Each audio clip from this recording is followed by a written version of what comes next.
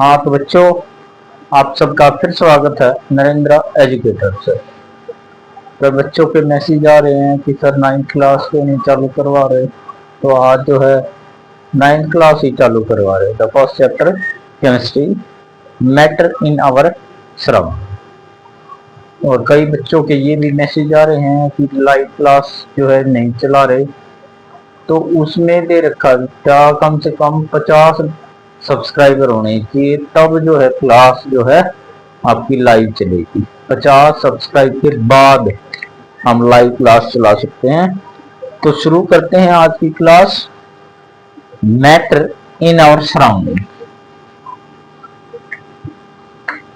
Matter class 9 शुरू कर रहे हैं आज हम।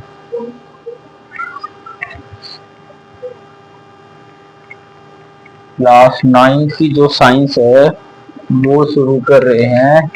The first chapter is matter surround us.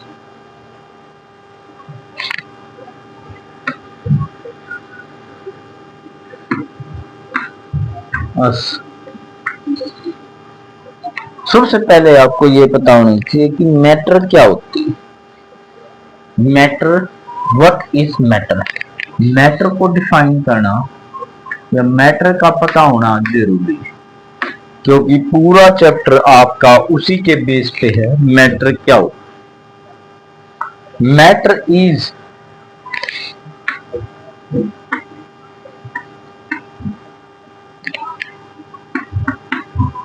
Anything that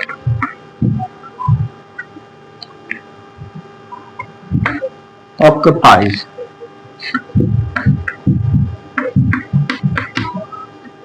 space and mass। Matter वो होती है आपकी जो जिसके अंदर मास हो, आपका वॉल्यूम हो, वेट हो, या जिसकी प्रेजेंस हम फील कर सके। अब मैं बताऊंगा इसका एग्जांपल। हमारे चारों ओर जितनी भी चीजें हैं सारी मैटर। अब क्लास में बैठे हो, बेंच भी मैटर है, ब्लैक बोर्ड भी मैटर है। तो हमारे चारों ओर जितनी भी चीजें होती हैं वे सारी मैटर में इंक्लूड होती हैं। आप इसको ऐसे लिख सकते हो, matter is anything that occupies space and have मास और मे बी वॉल्यूम। ठीक है, तो ना जो मैटर होती है वो आपके चारों रिप्रेजेंट, हर चीज मैटर है। और मैटर किससे बनी होती है। मैटर आपकी मॉलिक्यूल्स और एटम से बनी होती है। Atom is the smallest part of matter. Atom के बारे में यहां लिखो पहले, मॉलिक्यूल्स।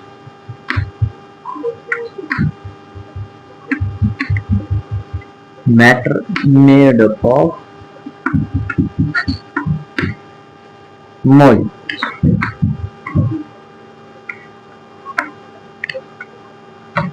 और एटम क्या होते हैं। Atoms are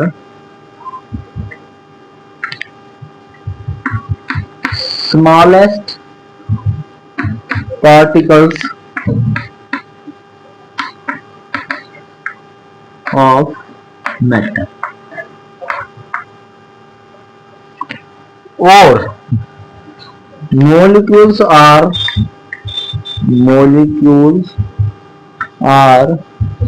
made up of आपका एटम।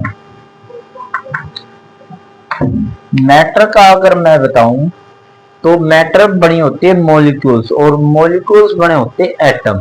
तो इस तरह सबसे छोटा जो पार्टिकल्स है मैटर का वो आपका एटम है। एटम से बड़ा आपका मॉलिक्यूल्स हो गया, और मॉलिक्यूल्स इकट्ठे होकर आपका मैटर का निर्माण करते हैं।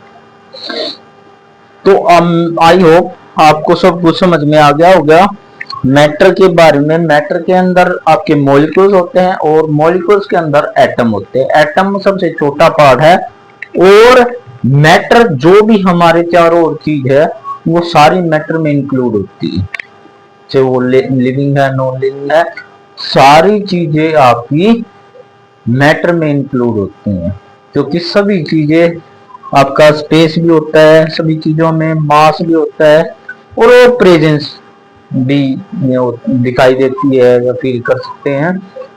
ठीक है, तो एग्जाम्पल इसके लिखोगे, एग्जाम्पल्स आर एयर, या एग्जाम्पल्स लिख दो एयर, जो भी आप कुछ भी लिखना चाहो, जो भी, क्लाउड्स,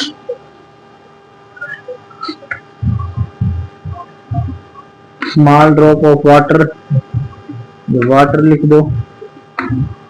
ठीक है, तो ये सारी चीजें आपकी मैटर में इंक्लूड होती है। ये मॉलिक्यूल्स होते हैं और ये एटम्स होते हैं, और इन दोनों चीजों से आपकी मैटर बनी होती है। Atom is smallest particles of the matter. इसके बारे में बस इतना ही था।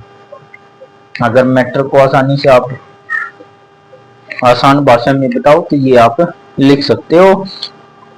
अब है पंच तत्व। पंच तत्व क्या क्या होता है वो इसके बाद जो है समझेंगे। ये था मैटर।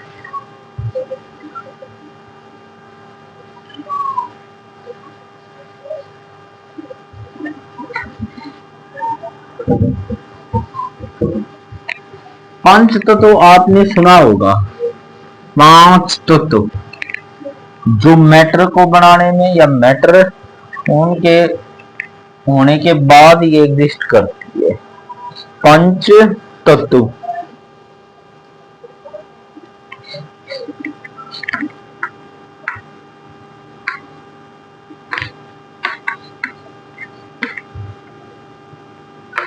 पंच तत्व कौन से? एक तो होगी आपकी स्काई, आसमान, अर्थ,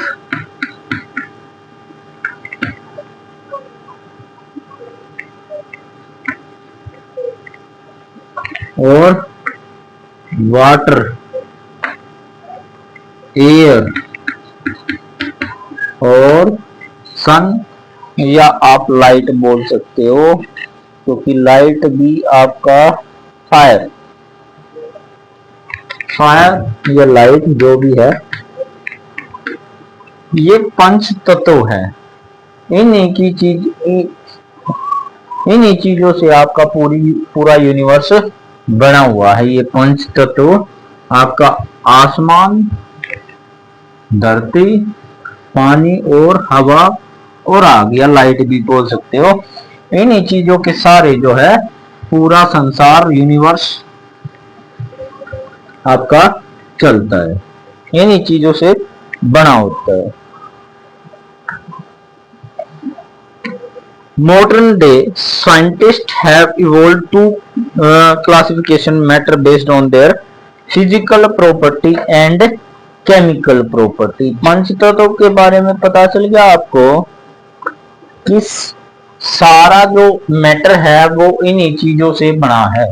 आसमान, आपकी भूमि, वाटर, एयर और फायर या लाइट भी बोल सकते हो। ठीक है,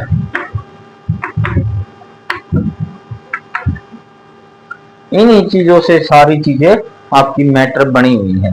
अब है जो साइंटिस्ट है उसने 2 ग्रुप्स में बांट दिया। किन बेसिस पे? एक आपकी फिजिकल प्रॉपर्टी,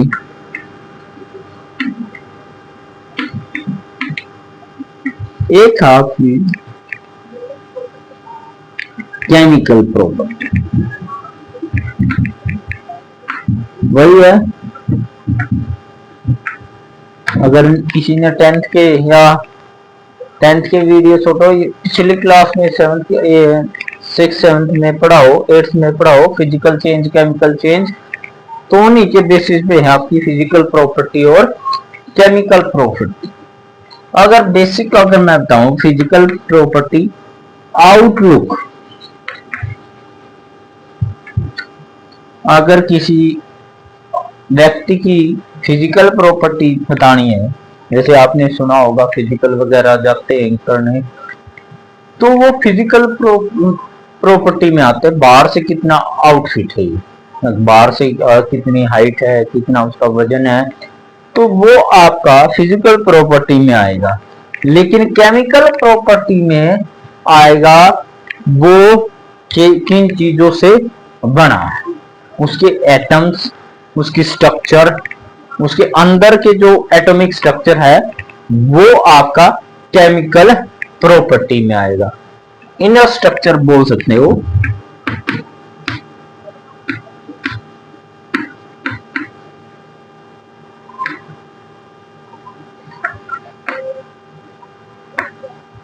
तो फिजिकल और केमिकल प्रॉपर्टीज में ये बेसिक डिफरेंस है।